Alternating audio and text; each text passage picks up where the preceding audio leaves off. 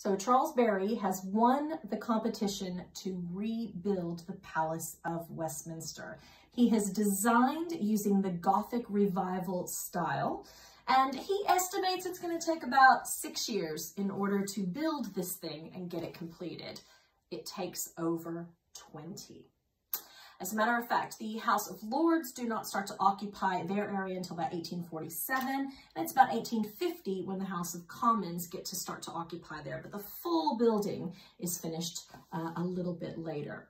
Charles Barry is happy to collaborate with his colleague, Augustus Welby Northlake Pugin. He's the one that kind of reinvents this Gothic Revival style, and he's the one that works on the interiors.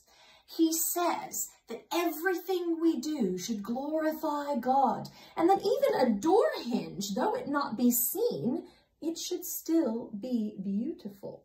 So Pugin works on the interiors from 1834 until 1852, when he dies of exhaustion.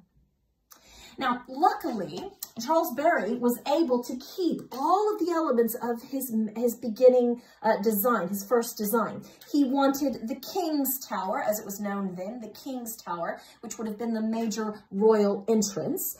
He would have had the Central Tower, which was used for ventilation, and he would have had the Clock Tower, which we will talk about a little bit later. But that is what they were all called in the beginning: the King's Tower, the Central Tower, and the Clock Tower.